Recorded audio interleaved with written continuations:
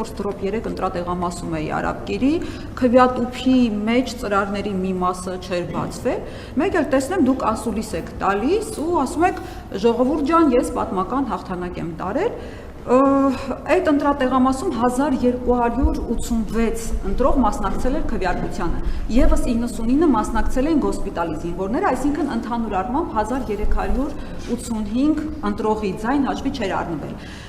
Մի բան մտածեցի, ասի, եթե դուք զոհված զինվորների թիվը պլյուս մինուսով եք ասում, երևի մտածել եք դե մի պլյուս մինուս 2000 ընտրող այս կողմ են կողմ, էական նշանակություն չի ունենա ձայների վրա,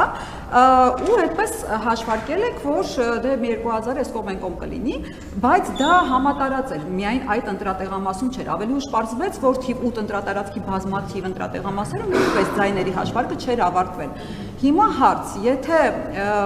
օրինակ 2025-ի բյուջե, 26-ի բյուջե մոտ 500 միլիոն դրամ մենք հատկացրել ենք ԿԸՀ-ին։ Եթե այդ կառույցը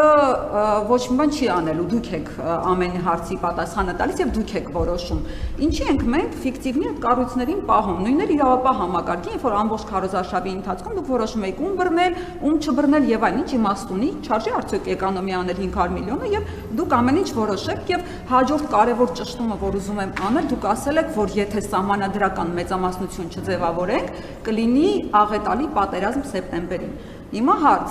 3 ամսից իսկապես պատերազմ լինելու է, թե չէ, դուք գիտեք այդ հարցի պատասխանը, եթե լինելու է, աչք փակվի այս ամբողջ բաների վրա, բոլորի ձայնը միանգամից 0 դարձնենք, որպեսզի չլինի պատերազմ։ Շնորհակալություն։